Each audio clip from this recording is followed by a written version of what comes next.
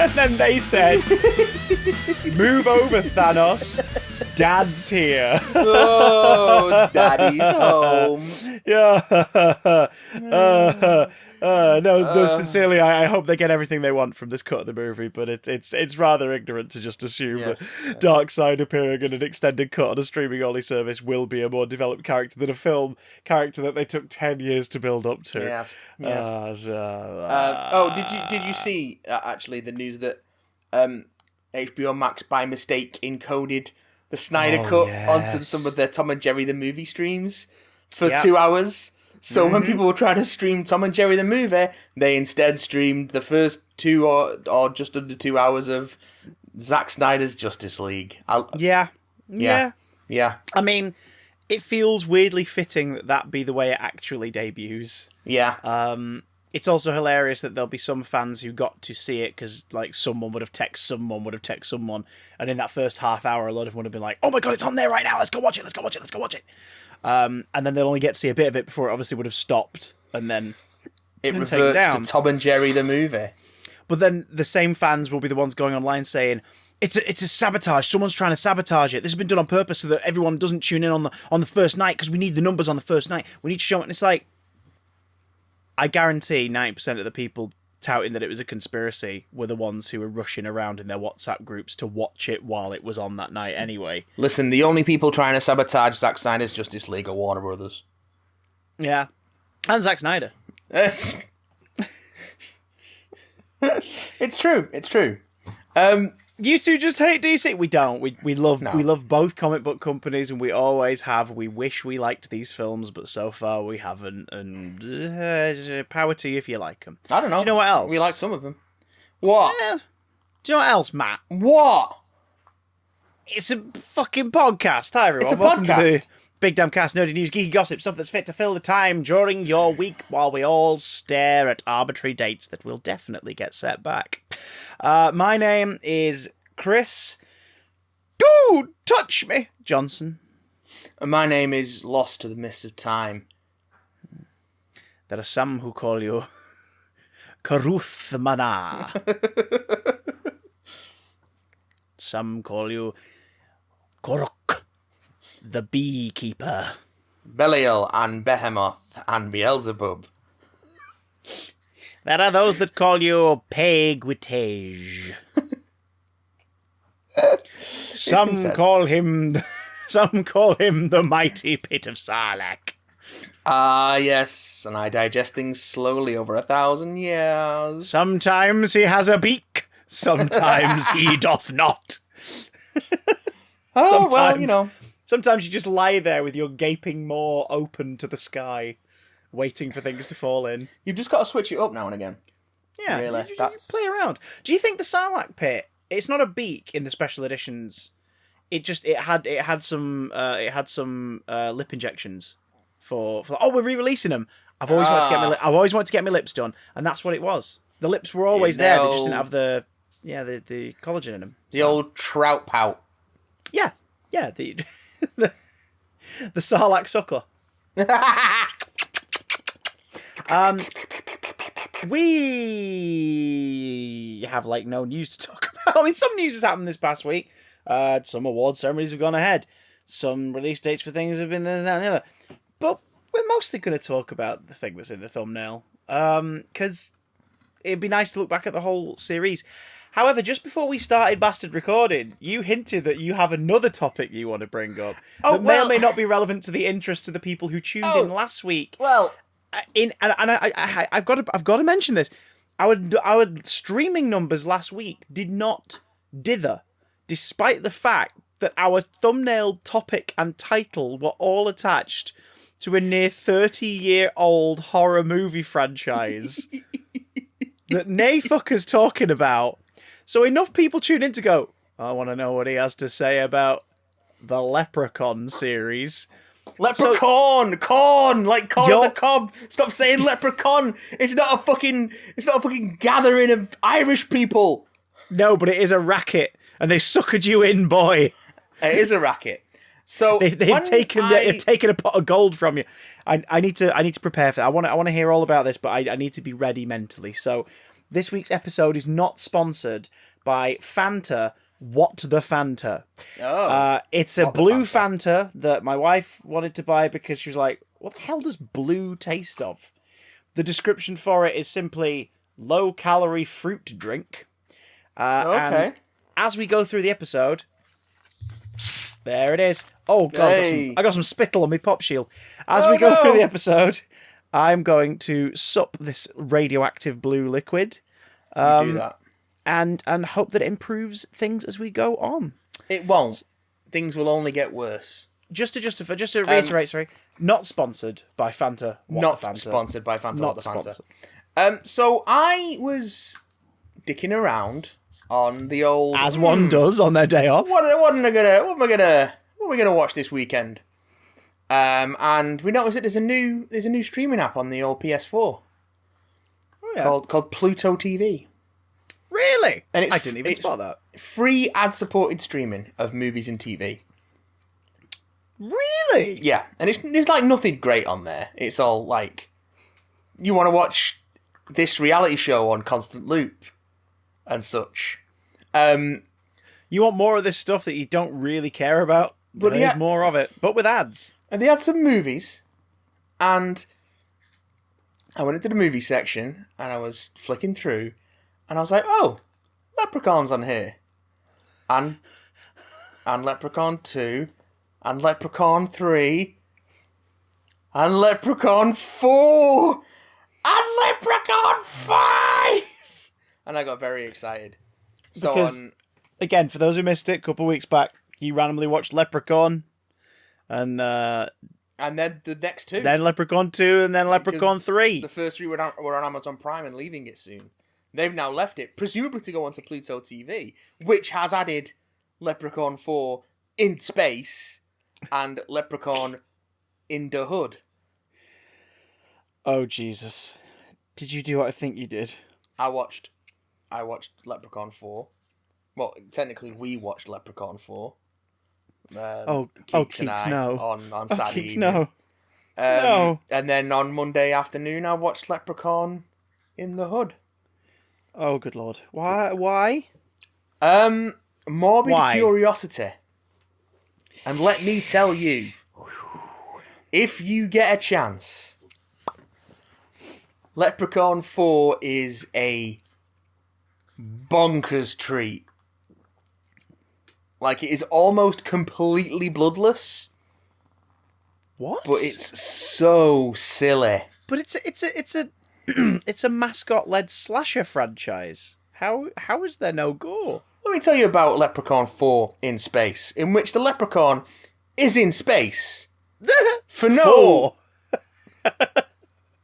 like, with no prior explanation, he's trying to...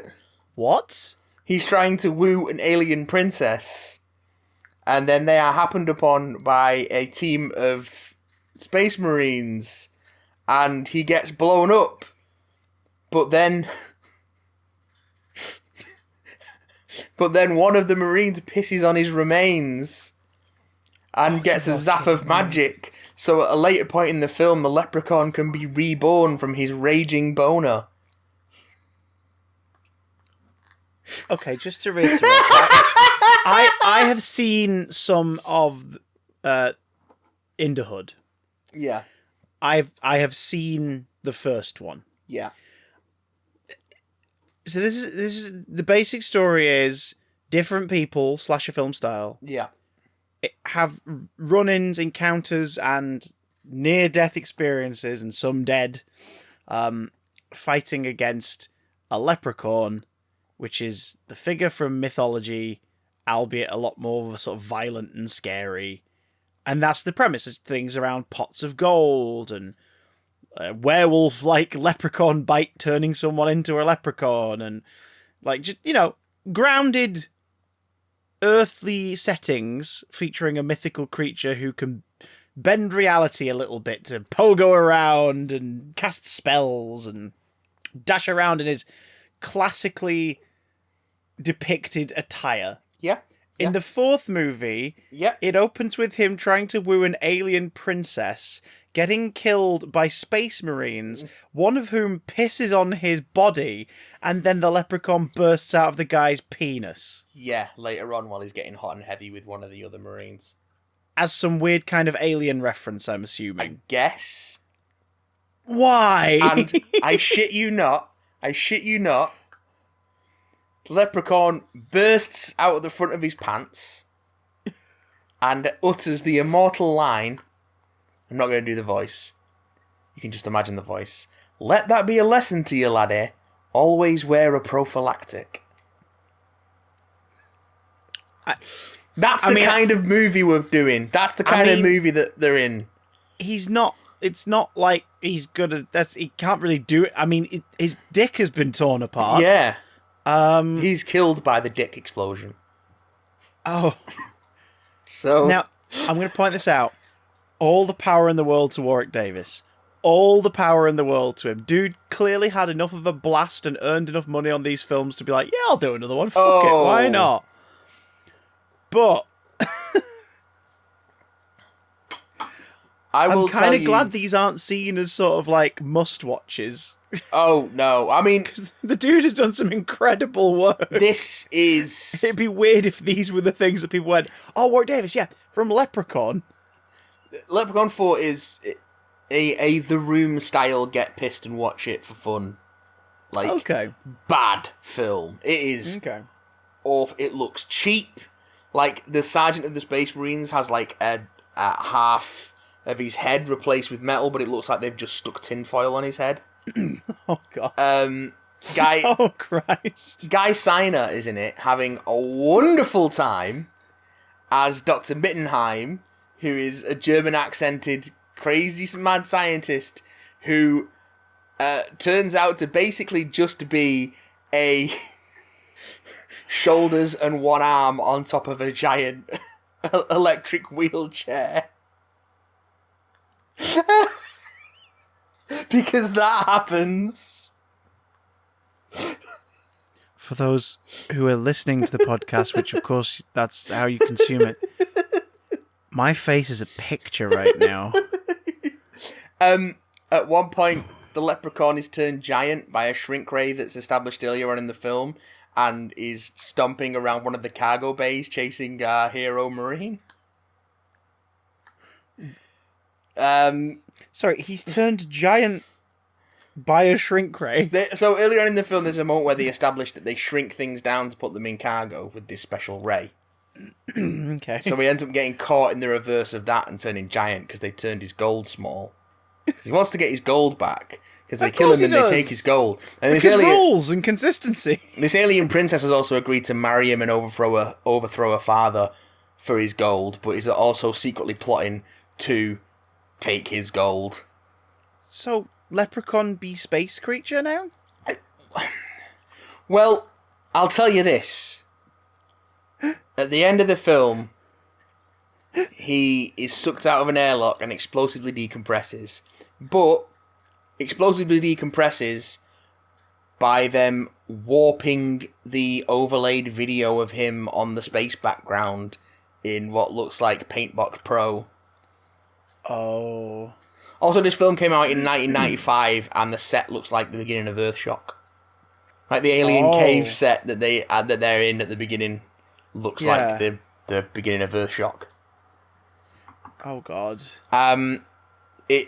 It's awful. It's awful. But and you say that. Oh, here we go. Go on. But I giggled a lot. I was going to say because you've mostly come out of the first three going, yeah, I had fun.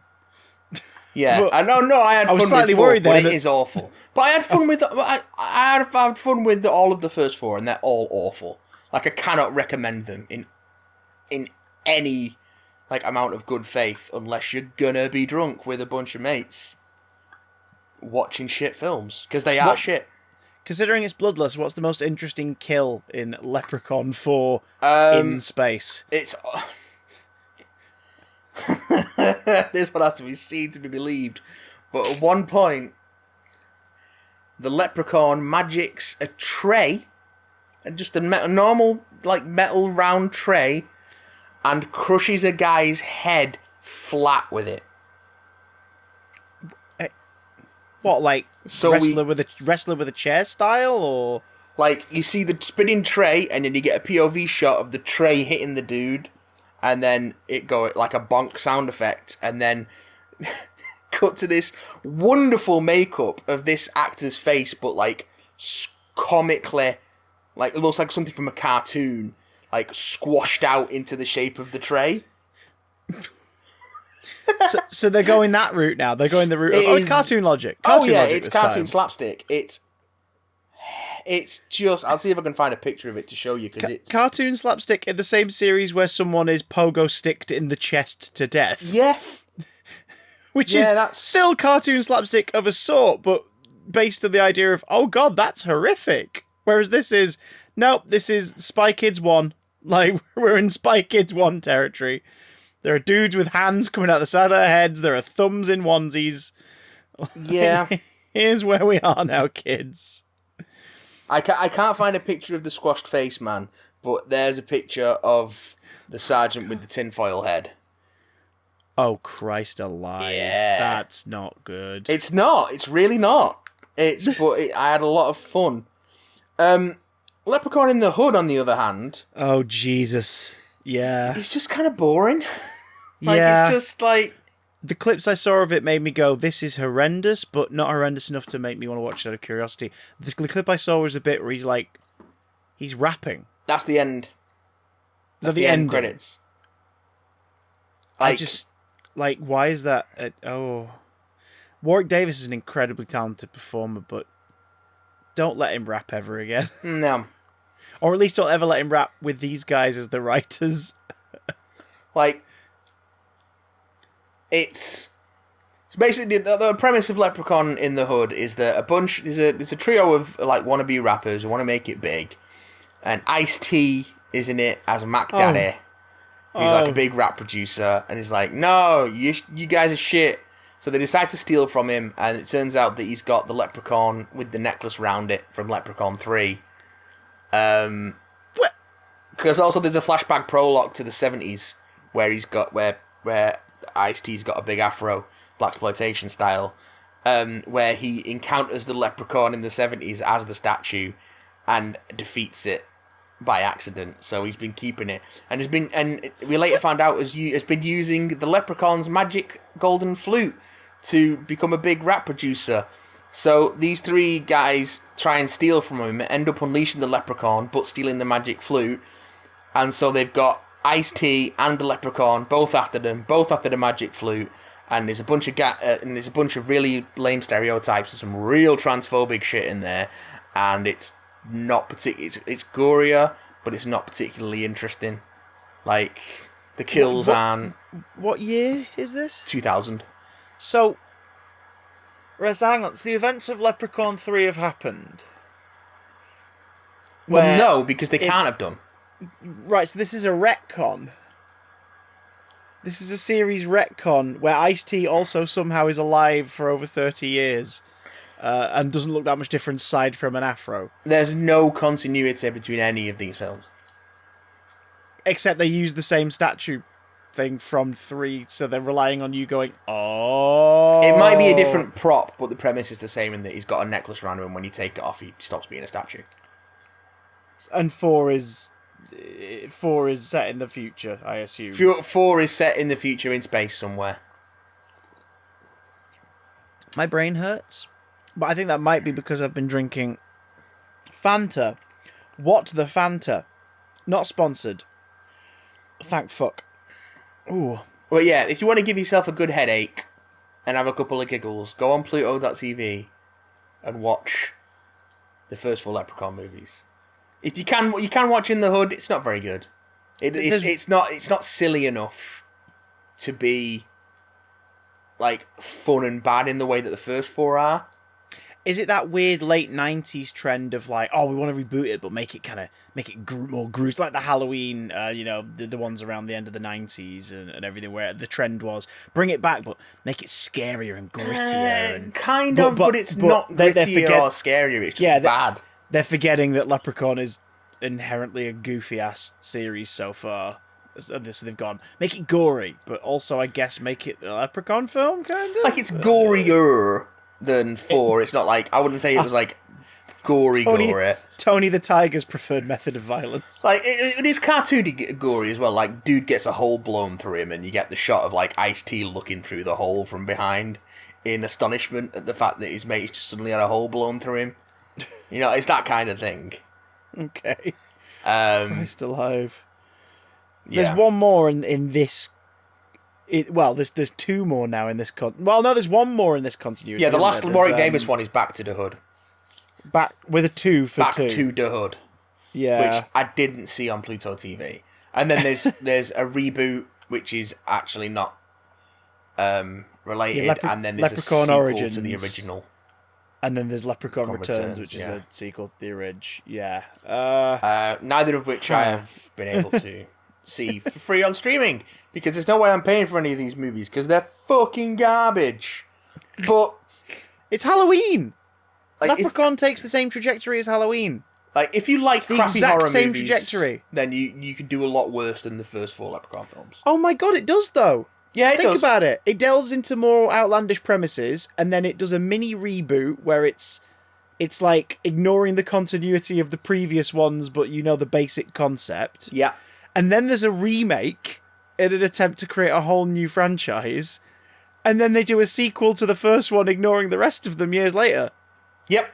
It's the exact same lifespan. Well, wow, apart that's from Halloween weird. didn't go to space. Not yet. Come on. There's still time. Friday the 13th did, though. It did. Into the goddamn future. In space. And the director of the original would later go on to make Rumpelstiltskin, which is basically the same film. You are fucking kidding me. No! Mark Jones, who wrote and directed the first Leprechaun, also wrote and directed Rumpelstiltskin. Which I have not seen, but if it pops up on streaming, I'm going to watch the shit out of that. Maybe it'll pop up on Pluto TV. Oh, Pluto TV! So how does that work then? Do ad breaks just pop up throughout it? Yep. Oh. So I like it's it like watching weird, but like one of them in Leprechaun 4 just popped up mid-sentence. That's annoying. But I guess it's films that aren't like on high demand for streaming services. They've just gone, hey, here's our film, put ad breaks in it. We'll get revenue from that. You get cut from it, and boom, there we go. Let me see if I can pull it up on my phone and see what's on there quickly. It's like how some companies put their TV shows on YouTube, like full episodes. Yeah, because they get ad revenue, and there's no demand for that show to necessarily be on a streaming set. Like one of my favourite sketch shows from the last 20 years, the Peter Serafinowicz show, is on DVD, but there's no like demand for it because it's one series in a Christmas special. The BBC never repeat it. So his company, which owns the show, have just put it on YouTube, and you can watch it from the YouTube channel in its entirety. And it's like, well, there you go. Boom. They get the ad revenue. You watch a sketch show. It makes more profit this way than it probably would do trying to shop it around to a streaming service. It's like a smart call. It's also got some of the best sketches like I've ever seen in it, so people should definitely bleed and watch it. But yeah, you go to... There's some decent stuff on it. So it drops you into live channels, so you can go to like a bunch of movies channels, and then so like currently showing, you've got Halloween showing on one of them, and The Ninth Gate is on one of them, and like, so there's decent stuff on the live TV. But then if you go onto on demand, yeah, and then you go on to on demand action movies. Ready for these? Hit me. In the Name of the King, a Dungeon Siege tale. What? The Uwe Boll, Jason Statham fantasy movie. Mm-hmm. It's terrible. My exclamation was more that of, what? Last Night. That's Nights with a K. Yeah. Mm-hmm. There's a pattern already forming here. John Cusack and Thomas Jane in Drive Hard. Sure. Yeah. Sci-fi movies. Jurassic Expedition. Oh, fuck, they've got the Asylum stuff in there. Adventurer. The Curse of the Midas Box. Some come with a top hat on the front of it. Capricorn 1's on there. That's okay. Jack Hunter. Lost treasure. Da, da, da, da, da. It's literally a who's who. a Indiana Jones ripoff down to the logo. Oh god, it straight up is as well. That's embarrassing. It's a who's who of stuff that probably originally premiered on Amazon Prime. Yeah, it's a lot of like the shitty stuff you would get on Amazon Prime. Or in gas stations in the States on DVD and book it near the counter. But then you got the odd like cult classic dropped in, so you've got like voice. No, not that. Return of Swamp Thing. Sure. The weird 70s sequel. Pandorum, Darkstar, Hell Comes to Frogtown. The original 50s Invaders from Mars. Good. Okay, sure. Good. Yeah. Attack of the Killer Tomatoes. Yay, good. Genuinely good. Really funny. Fucking weird. Great. Kind of weird stuff like that. Let's see. Yeah. Oh, no. There is an Asylum channel on live, so you can just go to live movies. Oh, God. I want to watch live movies, and it's Asylum. And I want to watch live back-to-back streaming Asylum movies. Let's have a look at the thriller and horror, see what else is on there before we move on. Ninth Gate, Bless the Child with Kim Basinger. Basinger. Basinger. A version of The Haunting, but not one that I recognise. It's not the 90s one, is it? No, it's not that one. An American Werewolf in Paris. Oh, no. Demon Seed, the original Halloween. The Vincent Price House on Haunted Hill. Sure, yeah. You know, good stuff. Let Me In, the American remake of... Let the Right One In. Yeah, it's pretty good. It's pretty good. The Vincent Price, The Last Man on Earth. But colourised. You lost me. Cube. You had me. You lost me. Cube 2, Hypercube. First Cube's great. The Leprechaun films aren't on here now, so it looks like they might have taken those off. So it might be like a rotating... thingamajiggy. A rotating selection, like on a daily basis. Our Tower Block's on there, the one with Sheridan Smith. Oh. So, it's like... It's okay, I guess. It's an option. If you're stuck for something to watch... And you fancy rolling the dice on a streaming service that will literally provide you with the most random fucking options. Dive on in to Pluto TV. Black Dynamite's on there, so, Oh. Okay. I'll be eye-opening for some people who have no idea about that one, but okay. Okay. Alright. So, yeah. Yeah. It's the second best streaming service that I watched this week.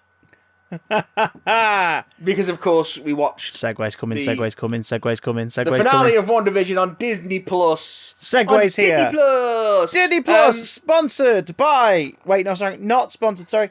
By Fanta. What the Fanta? Zero sugar. Zero clue what's in it. So before we go on to big spoilers, what did you think of the finale? How do you feel about the series as a whole? Did you like it? Did you not like it? Was it... Yeah, I mean, obviously, folks, spoiler alert for the series as a whole and, of course, the 9th episode. Jog on if you don't want none. But yeah, son. How did you feel about it? Now that we're at the end of it, how are you feeling about the whole thing? The first MCU TV series. Proper MCU TV series, anyway. On reflection, as a whole, I loved it. Because it did what I kind of hoped it would do. It wasn't just a vehicle for a bunch of continuity and franchise building and world building. Which it seems... Some people are disappointed that it wasn't that. And I think that's kind of on them. Oh, yeah. There's been a lot of projection in terms of the fan response to the finale. Yeah. Now, of course, there is additions to stuff. We get to find out where some characters have been. like Darcy and Jimmy Woo. We get to see some characters come into their own in a big bad way, like Agatha Harkness, who's clearly left for potential future use, and Monica Rambeau most significantly. And we get some development of characters who we were all rooting for, but we didn't really spend that much time with over the course of the films they were in. Like, you could add up every WandaVision and Wanda and Vision scene, and the compilation would probably be about 40-45 minutes at most. It'd be shorter than the credits on an episode of WandaVision. Yeah, exactly. So, what I wanted from this was what all the Marvel films do well, which is a self-contained story that, like a good comic book issue, could always be someone's first. You benefit from knowing you benefit from knowing what came before, but the series gives you enough to work with. I guess. And it tells a story in itself that is closed within itself. I don't know there's an opening. It's necessarily as closed the loop as you say, but I get what you mean. Well, the core story, I'd argue the core story definitely is. A superhero dealing with grief creates a fantasy world to live in and cope with it, but the repercussions come back to bite her, and we learn that there are other people involved in taking advantage of the situation. By the end of it, she realizes what she did was wrong. She has to find a new way to move on or let go, and off she fucks, avoiding consequence to hopefully make herself better. And then a little teaser at the end to reveal that she's about to make things worse. But what? No. Like obviously I can't say it from a point of view of it being this way, because I watched all this shit and I've watched several of these things again and again. But like, I think you could come to WandaVision with just the general knowledge of these two are in the Avengers films, and get to the end of the series and go, okay, no, I got that, I understood it. And even if not, you're on Disney Plus.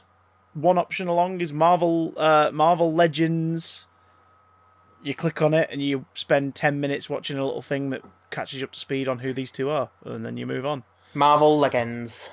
Like the fact that the previously on WandaVision also included footage from the films. Yes, helps, very helpful. Because like you get the gist of, she had a brother. Oh, is that not her brother? And then the previously on WandaVision at the start of the next one shows Aaron Taylor Johnson in the previously. So you're like, oh, right. Do you know what I mean? There's enough there. The story that this series was about Wanda's grief. Yeah. That was what it was about. And they told that story. And they did it really well. I will say that I was slightly disappointed that the finale kind of degenerated into what it always generates into, which is two people throwing CGI lightning at each other. True, but it also gave us the complete opposite of that in the same episode. No, I get that. So I know what you mean. You would rather have been surprised overall with oh shoot. Yeah, no, I get you. It gets caught up in the same stuff, but I think that's kind of symptomatic of the genre we're dealing with, the style of these things. But it didn't. I don't know. I'm interested to watch it again now it's all out, to see if it feels like a 6-hour long MCU movie, or it kind of feels more like its own thing. I think that's... Yeah, I feel that. I'll be interested to see, because I'm not quite sure where it sits. And I'm not quite sure which one of those would be better. Maybe neither. I mean, this looks like it's the outlier of all the planned shows, in that this is the only one that they've sort of said is, this will now lead into the phase of the films. Whereas Falcon and the Winter Soldier, they've not said anything of the sort, and it looks like it's a self-contained 6-episode action series. That one probably will feel like a 6-hour MCU movie. And same with Loki feels like that's their attempt at a genre-hopping sci-fi show. That again isn't attached to the films in any way. Like, it's, hey, what happened to that alternate universe Loki you escaped? Well, we're going to find out. But it's not gonna double back into the films or matter in any way. It's here's a story with this guy, and we can play with the world. Although it gives them an opportunity to do that if they so wish. I kind of hope they don't, though. No, I don't think they will. It's the same reason why I never want Coulson to show back up in the films. Certain things are better if the main characters don't know about them. The main characters in the film franchises don't know.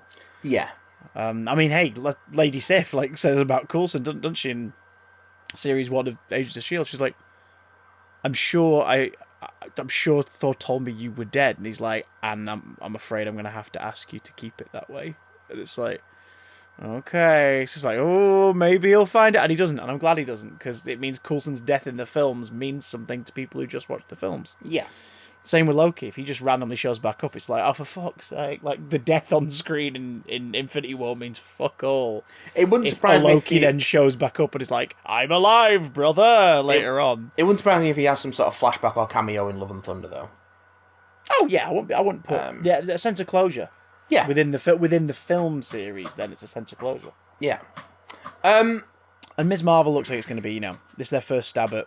Here's us doing a Berlanti show, essentially. Here's us doing you're going to see a superhero origin story play out as a TV series on our service. And I assume the same will be said for Moon Knight and She-Hulk. But as a launcher, I think this was great, mostly because look at the results.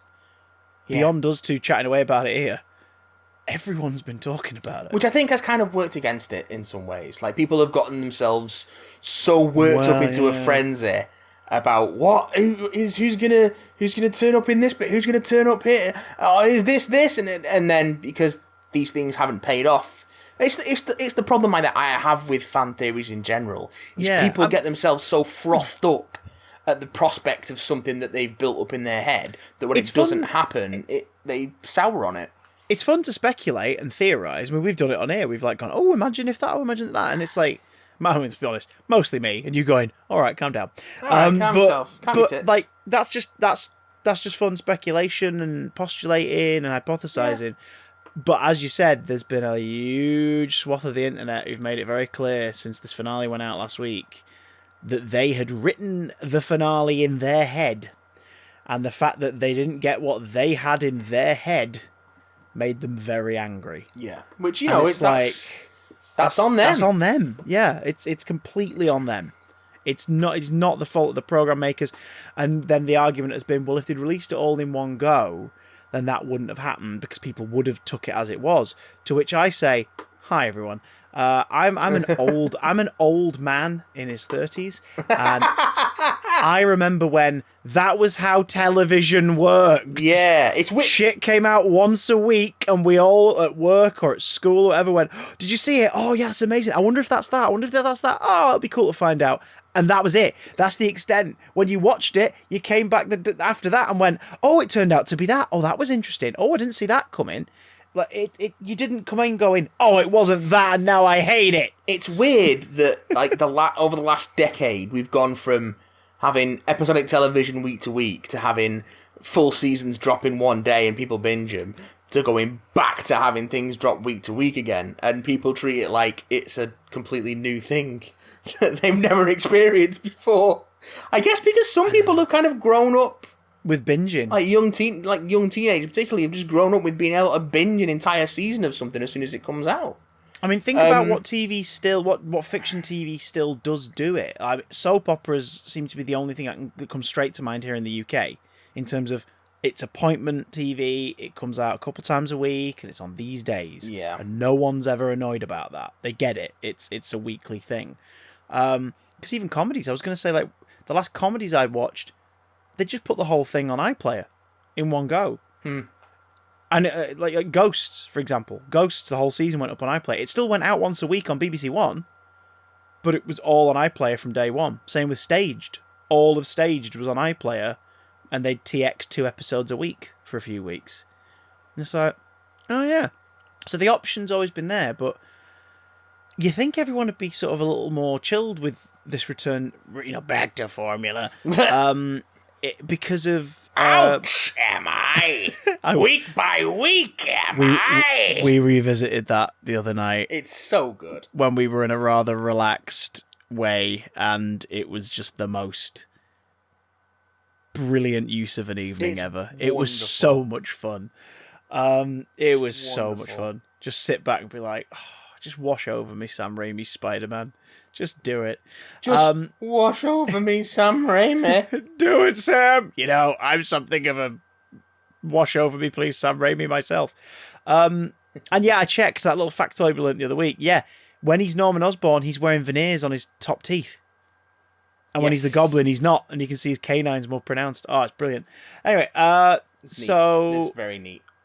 You think after The Mandalorian, people would be kind of used to it again. Because I never saw that complaint with Mando, ever. And I never saw the amount of speculation or theorising or projection onto Mandalorian as we have with this. There was a bit of it, but it was never like, oh, I'm really upset that it was Ahsoka and not, you know, Ezra. Oh, I'm really annoyed that it was Luke Skywalker at the end and not the Ahsoka coming back and I think blah, part blah, blah. of it is that I think there is a lot of crossover between Star Wars and Marvel fans, but I think there is, with Marvel, there's an expectation that things are going to go a certain way because that's what the comics are. So anytime you hint towards something that might possibly tangentially be related to something from the comics or a character from the comics, that there's suddenly the expectation that that person or that scenario will appear. Which is weird, because these people have seen Iron Man 3 and Civil War and Age of Ultron and stuff, right? Like, these films don't stick to the book. No. Ever. They take inspiration. Iron Man 3 is extremis, partially. It's extremis in extremis. Yeah, Age of Ultron shares fuck all with the Age of Ultron series, the title, aside from the name. And that's Civil War takes the basic premise and does something a lot more nuanced that actually makes you want everyone to get along and stop fighting, unlike the comic series where you're like, no, Tony's a dick. You know, it's the comic Civil War was basically, let's make Tony Stark a villain. Let's make Tony for Stark a decade. The worst person in comics for a decade. Yeah. Oh, wait, no, we have to derail that slightly. Why? Because that film came out and the version in the film's really charismatic and everyone likes him. Shit, I guess we have to make Tony likeable now. God damn it. Let's get Matt Fraction to literally erase his brain and restore it from a backup. Yeah. And then we'll do that a couple more times over the next few years. Yeah, they literally did Civil War 2 and they did the same thing. Yeah. Oh, Matt, Superior Iron Man. Oh, God, yeah. Well, yeah. To be fair, after Superior Iron Man, everything got wiped and started from scratch, so... Yeah, because it was Superior Iron Man was the result of Axis, wasn't it? Yeah, it led into Secret Wars. I only recently found out that there is a Superior Spider-Man comic book right now. And it's because the Octavius from Worldwide, like sort of the end of the Dan Slott run, the Hydra stuff at the end of Worldwide with Hydra and the Zodiac, he's gone on to another city to assume a life of his own in his new clone body and has become the Superior Spider-Man again. And I'm like, you do realise that makes the original less interesting in retrospect if you just keep fucking doing it. Hey, listen, you show Marvel a dead horse and they'll beat the fuck out of it. Fuck out of it. But that's the other thing. I think with Marvel, the Marvel Cinematic Universe fandom, I think we're in a post Endgame world now, where the vast majority online are assuming that everything has got to have crossovers and cameos and surprise reveals. Endgame's a finale. Endgame is a special event. The reason it's special is that it's the one that goes, here's a self-contained story that, you know, is part 2 of 2, but here's a story, and because it's the last in this narrative we've been doing for the last 11 years, we're going to go, fuck it, let's have a massive celebration and pull out everyone to take part in you know, all the figures are coming out of the box to play with in this one. And then Far From Home is an epilogue and a reset to show you that, but we're going to go back to individual stories now. Yes, they're set in this wider world, but it's individual stories. Like, has everyone forgotten that pre-Endgame things started and ended and weren't all franchise building fodder? Or, I mean, Ant-Man doesn't build anything. Guardians of the Galaxy doesn't build anything. It hints that big purple guy is out there, the one from that post-credits scene, but other than that, it's its own thing. You know? Thor Ragnarok is the third Thor film in a series, and yet it's its own thing. It's a standalone story. But what about the mid-credits with the ship? That's mid-credits. That shit, as we know, is where they can go. Which they did this time as well. But I don't know. For what it was, I really enjoyed WandaVision. And let's dive into the last episode and nibble at its bits, shall we? Things we dug. I dug. The use of Billy and Tommy. Yeah, the use of Billy and Tommy is good. Those not just their little to be good characters. Not just the flash of powers and the kids' performances, but that fucking wonderfully sad goodbye, essentially, where they don't know it, but we know it, and Wanda and Vision know it. That before the day's over, they're going to be erased from existence, and they won't exist anymore, and they never did exist. But they're going to leave, and when she gives them good night and says thank you. Oh, is it thank you for choosing me to be your mum? Yeah. It's just like, oh, Jesus Christ. Real good stuff. Which last week did a great job of setting up. She's lost everything she's ever fucking cared about, so this is a big deal now that she has finally gone, yeah, I am the bad guy in this scenario, and is saying goodbye to everything. And like how Monica says at the end, they'll never know what you sacrificed. Doesn't take away from the fact Wanda was ultimately the villain of this series. Well, yeah, there is that. She wasn't the antagonist, but she was the villain. And I think that's a kind of a slight problem I have with it in that she I know she's lost a lot, but she's kind of got away with it. Yeah, you kind of need her to be, if not taken into custody at the end. Yeah. A confirmation that she is at least she is now America's most wanted or something. We are going to track her down. I get it's because they're not really focusing on that, and hopefully they'll pick up on this when we next pick up with Wanda. But it just feels like she's kind of gotten off scot-free. I mean, obviously she's got the mental trauma and stuff like that, but it feels like there should be more consequences for what she's done. If she's a superhero, she should probably hand herself over. Yeah. To make up for it. But no. But maybe that is the springboard for multiverse. Maybe the springboard is it begins with news reports of the citizens of Westview 1 year on, and they're giving their point of view, and it's horrible, what she should be brought to judge, and it's oh shit, this thing happened, I guess we need to look into this, and Stranger's got to talk her down or something. I don't know, maybe. Because it was sort of framed as, she finally gets a break now. Yeah. She gets a break. It's should she? Should she? Because that was another thing this episode did really well, when Agatha sort of released Wanda's mesmerism over everyone. Yeah. And you realise that not only are they all capable of getting over their fear of her and showing how angry they are, not only are they capable of doing that the moment they have the chance to en masse talk to her, but there are characters not being used. There's a woman whose child is upstairs in the house and hasn't been a character. So they're just, in stasis? Like the people on the edge of town who don't move because they're not needed? Yeah, begs the question, doesn't it? When they all sleep, they have Wanda's nightmares?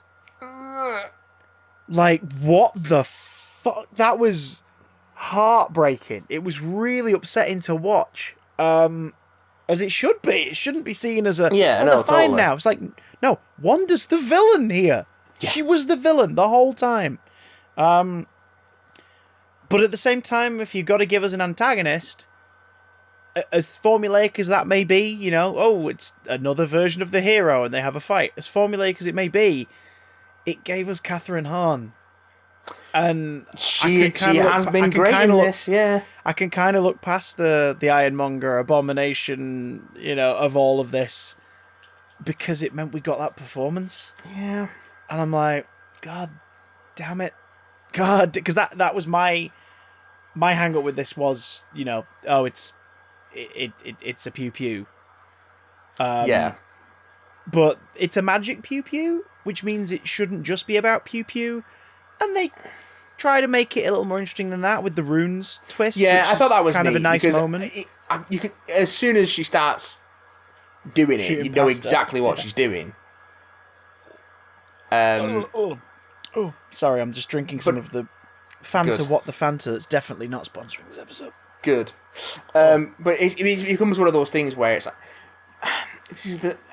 I get annoyed when people like criticize because there was no surprise to it when she revealed it. We already knew what she was doing. But yeah, it's not that the audience doesn't know what she's doing; it's that the characters don't know what she's doing. There's a thing called dramatic irony that people don't seem to understand.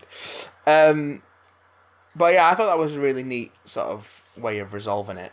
But it's just a kind of neat twist on the old pew pew. On the old pew pew, boys and girls. So it was that was the only real disappointment I had with it. I think is that it descends to a bit of a pew pew at the end, but it was a decent looking pew pew. And then they gave us an alternative with Vision and White Vision. The Vision pew pew, which I don't think was as good. That was a bit.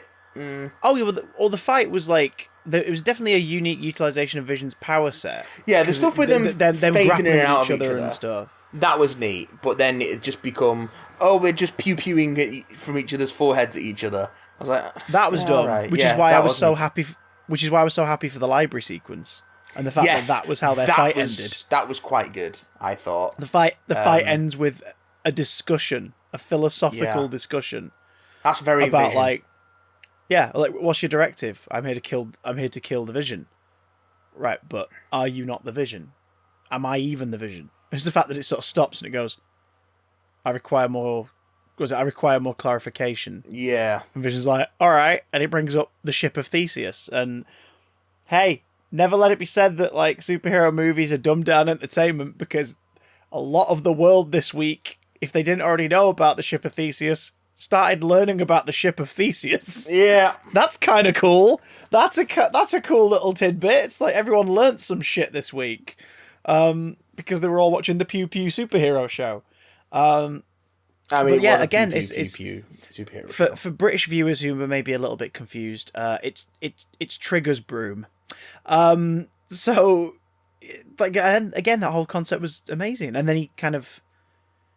The White Vision sort of clicks to the idea that, I only know what I know because they've allowed me to. Because Hayward and sort of allowed me to know that. So, Vision, not real, but our Vision is like, if I may. And he sort of shorts it out. So, the Vision. All the merchandise have differentiated them as Vision is the character we followed throughout the series. And the Vision is the rebuilt... body of the original character. I dig that White Vision. I do dig it. You dig on it. It's a strong look.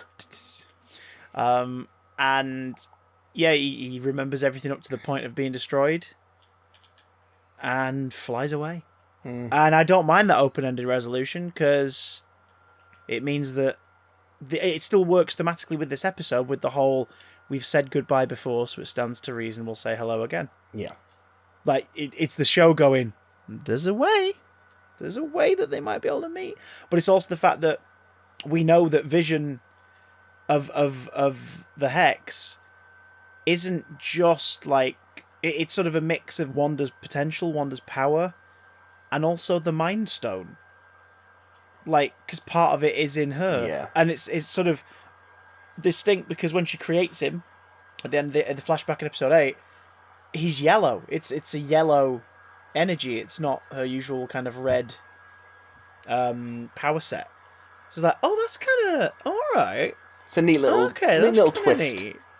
Yeah. And it proves Bruce's hypothesis from Infinity War, the whole like Vision's, it's not just he's not just the Mind Stone, he's you, he's Ultron, he's me, he's Tony, like he's all these different things. So maybe there is a way for him to live beyond this. And now it has been proved that, he can. Yeah. Like, part of him is in Wanda, and the physical body is now out there and aware of its past life. I think it leaves it in an interesting place with regards to where it can go from here. Their goodbye is wonderful. Yeah, it's really sweet. And beautifully played. And the fact that she finally faces her truth, at least in terms of her personal struggle, by just saying, just telling him what he is. Yeah. She just goes into it. And it's like, it's her acknowledging you're not him because you can't be, because he's gone. Yeah. But, like, I love you, and I don't want to say goodbye. And it's like, oh shit.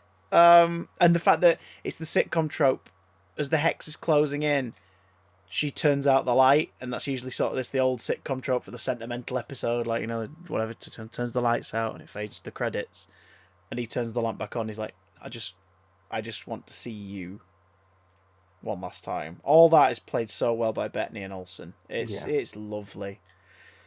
Monica gets shortchanged here. Yes. Yes. But I think that may feel less so on a binge watch. Yeah, maybe.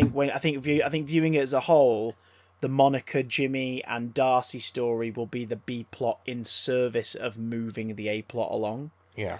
Whereas episodic TV, it was sort of like, oh, they don't get a wrap up. Now, obviously, Monica gets a bit of a tag. Jimmy didn't have an arc per se, but like as part of that team, you kind of want them to get sort of a sure. And it's not like they all don't get a moment. That all three of them get a moment in the last story where they get to partake in like the day is saved. Like Monica protects the kids from Haywood, who is willing to shoot 2 children to death. So yeah, Haywood was also a villain of this piece. Yeah. So you got that. So Monica's like kind of her sort of heroic stand moment is there. Jimmy gets authorities in from elsewhere to help him out by using fucking sleight of hand and escapology. Love it. To nick a phone, get out of his handcuffs and call help. Really wanted Jimmy. What he says? He says, flourish. Yeah. It's like love it. They're straight up fucking paying off just a little gag from Ant-Man and the Wasp and turning it into it. No, this ends up being something. So there you go, everyone. And then Darcy, in her only moment in the whole episode, but like still in terms of the service of the characters getting a hey to kick off on, is the one who stops Haywood escaping by ramming into him with the truck. Yeah. A whole 4 words from Kat Dennings this episode. Well, I watched earlier today. I watched the latest Fat Man Beyond, where they had Matt Shackman on as a guest, who is the director of all 9 episodes, and they Mark Bernard and Kevin Smith and some of the viewers asked questions about so just out of curiosity, and is it JC the sort of the moderator for it all said you don't have to answer these if you don't want, but these are the most frequently asked questions. I just want to put them out there. Matt Shackman, bless him, answers them all. And one of them was those little moments in the town square. Like there's a bit where Wanda and Monica are talking just before Wanda flies away, where Kevin said he noticed just in terms of the shot compositions there was minor differences. He says, was that part of the reshoots? And Matt Shackman says, yeah, quite a lot of the stuff in the square outside of the big action beats was stuff that we had to pick up after lockdowns in LA last year. Because the show was not complete as of last March, April. They were still shooting it. Yeah. And they came back later last year to finish some scenes. They dropped an entire sequence in this episode where Evan Peters and Tiana Paris and the 2 kids would go to Agatha's lair to try and get hold of the Darkhold because they know that it was important and they tried to steal it, and they'd be attacked by Senor Scratchy, who would turn into a giant werewolf rabbit beast thing and chase them through the basement. Brilliant. And they shot all the scenes they needed for that, and then they decided to drop it for pacing, so the effects work was never put into post-production. Oh, that's a shame. Which is a shame, because it's like, that sounds like a really fun fucking idea. Like them being chased around a magic basement by this giant werewolf rabbit beast. Like, sure. But, so there was a few things that were shot out of sequence, and he doesn't outright say, but he suggested that Kat Dennings' availability was something they couldn't make work. That's for the reshoots. So it's possible that they hadn't shot what they needed of Darcy, and then they just couldn't get her after lockdowns had started and whatnot. So yeah, so I mean, I get it. And the throwaway joke is sort of like, oh yeah, but you kind of then hoped for at least a scene at the end of maybe some of the characters talking. But yeah, in the moment, I was like, yeah, sure, Darcy, get the fuck out of there. She's like, I can't be arsed with this.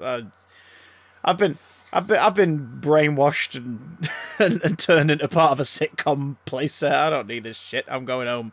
But yeah, it would have been nice for a button, or at the very least, a confirmation to us, the viewers, that these characters will be back in something else. We'll let you know for sure.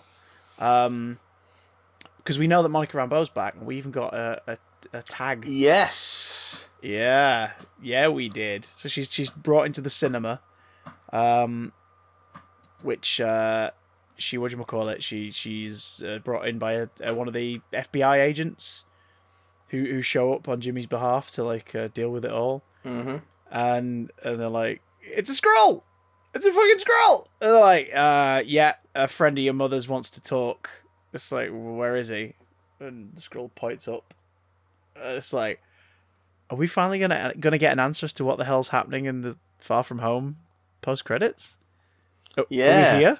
Is this where we are now? Is that going to be leading into Captain Marvel 2? Is that going to be leading into Secret Invasion? Like, what are we doing here? So intriguing. But it's leaving some interesting hooks to pick up, as you know, as all these MCU stuff has done. That's the strength of its long form storytelling. The Wanda post credits with her reading the Darkhold is clearly going to be leading into multiverse, because it's like, is she astral projecting? Because we saw Strange do that. Like, he was asleep, but his mind was astral projecting and still studying.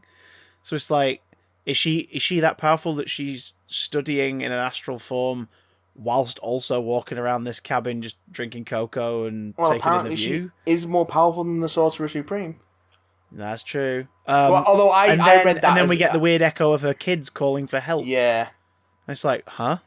What the fuck? I would not be surprised if Multiverse of Madness is like the Darkhold getting its hooks into Wanda and trying to corrupt her. Because we know that it can do some shit. It's done some shit in Agents of S.H.I.E.L.D. and Runaways. Mm-hmm. So it's a powerful ass book that can do some horrible ass shit. I mean, Agatha had hold of it and was doing some pretty scary shit with it. So... Although it's kind of implied that Agatha was a shit biscuit before that. Oh yeah. Oh no, absolutely. The Age of Ultron style hallucination sequence from Wanda. Oh yeah, she can do that. That's the thing she does. It's nice to see that again. Complete with the little the fast forward running and stuff and everything and all that. But then the fact that Agatha turned the vision on its head, like turned the hallucination into her to her benefit during it, was creepy. Yeah. Again, giving us probably the closest we're ever going to get to Marvel zombies in a live action movie. It's some zombie witches. I'm like, sure, okay, I'll take it. We'll get it. We'll get it in What If. Don't worry. I know it'll be animated, but we'll get it. Still scary looking zombie cap. Should we talk about the boner in the room? Wonderful reveal that. Oh, it's Ralph. I fucking loved it. I loved it. And it's the fact that it's a headshot. Like, it's a headshot confirming that he's an actor called Ralph Boner. So he's got that. It turns out his little shitty little necklace he's been wearing is like the control point. Yeah. That Agatha's been using to control him. So he's not just been conjured out of thin air. He is a human person that Agatha has been puppeteering, which explains why he's really invasive with some of his comments in the Halloween episode. Yeah. Because Agatha's giving him lines. Like, she's telling him what to say, essentially. But also the implication that he probably wasn't there from the beginning. Like, or he was, and she was just waiting for, like, she was like, I've got a backup here. I've got someone I'm going to use. Or maybe he was, like, someone in the town that Wanda didn't have use for. Yeah, I think that's all it was. But he was an actor called Ralph Boner. Yeah. So the recasting joke is doubly funny, because it's like, oh no shit, they literally cast a different actor to play Pietro. I thought it was a neat little twist, yeah. I liked it a lot. Yeah. The director said in that Q&A as well that, like, that people were saying, did you not think that would annoy people? He went, we never went in with the intention of it annoying people, but we wanted to, that casting was deliberate to play with everyone's expectations. Yeah. And he said it was weird because it leaked last year, the year before rather, that Evan Peters was involved in the production in some way. And everyone just forgot. But everyone forgot because as time got nearer, everyone started to sponsor this footage was coming out. Everyone started to speculate about Agnes. And then during the series, that's what everyone was talking about. Everyone was theorising about Agatha Harkness, Agnes, here's the clues. And then we dropped Pietro on them. And everyone shut up about that for a little bit because there was something like, wait, what? What's happening? It's the guy who played him in the Fox movies. What's going on? So that when the Agatha reveal happened, even if people were like, oh yeah, we're expecting that, they weren't disappointed because they'd already still had a thing that made them go, yep. What the hell?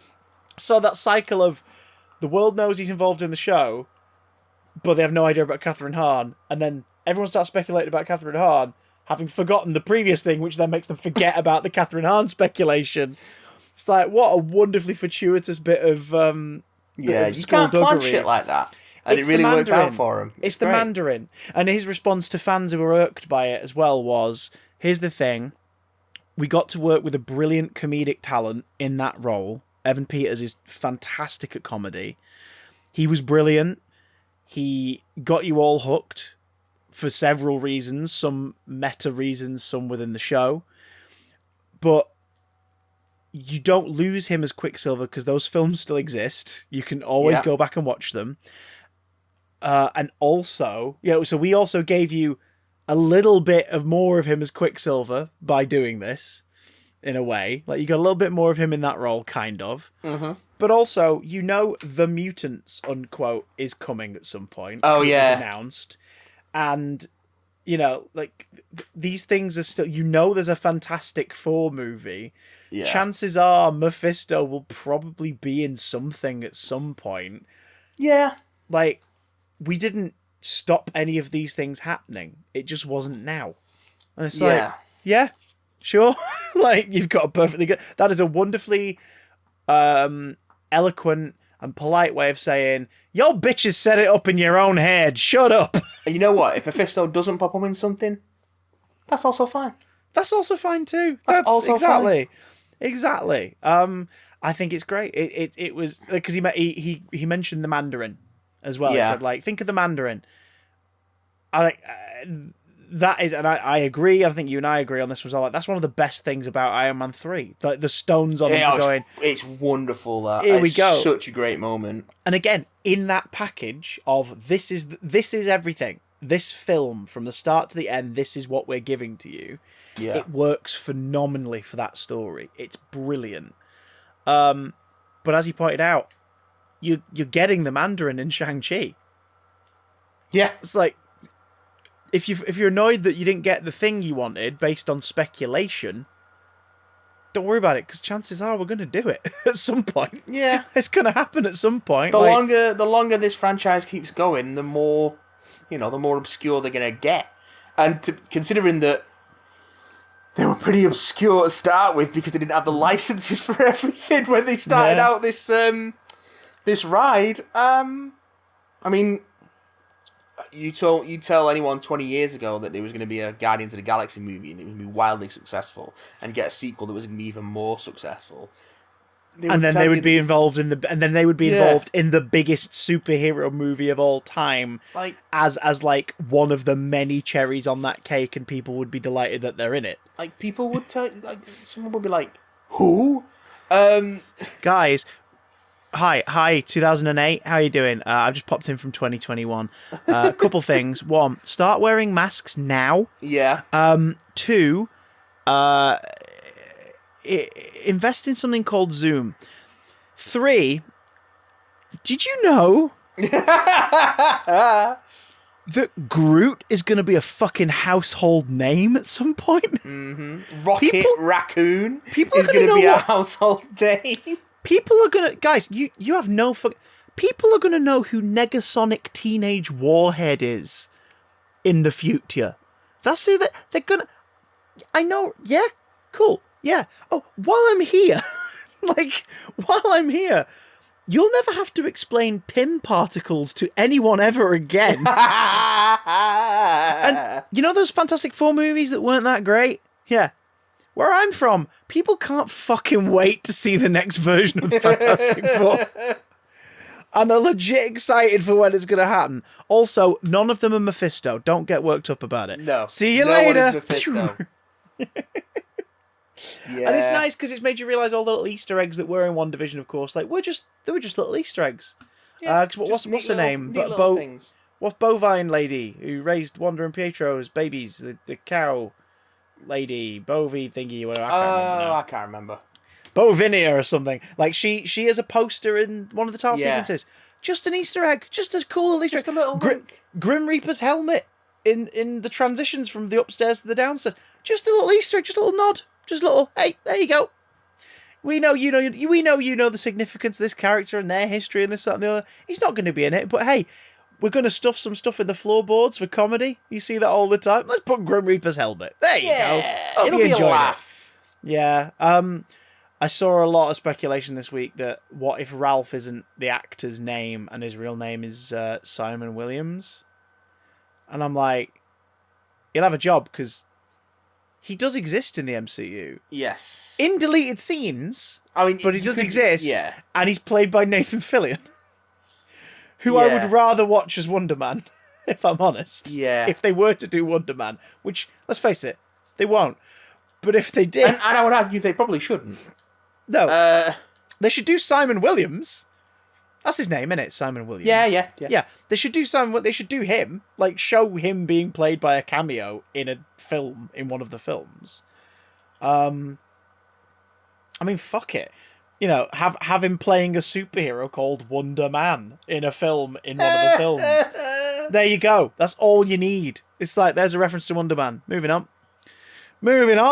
Don't need to tell that story, but isn't it cute that we put an Easter egg in there? Yeah, anyway, we really don't need to tell any stories about Wonder Man. He's not exactly the best Avengers character. No. When do you think we're going to get Hercules? They're going to have a hard time copyrighting him, so I don't know. Heracles. Well, they'll have to do Marvel's Hercules, but then headlining a movie with the name of a character that you can't copyright might not be great for him. You know what I mean? Well, they'd have to call it something else, wouldn't they? Or making part of a team movie. Yeah. That's I would imagine that's one of the things stopping him.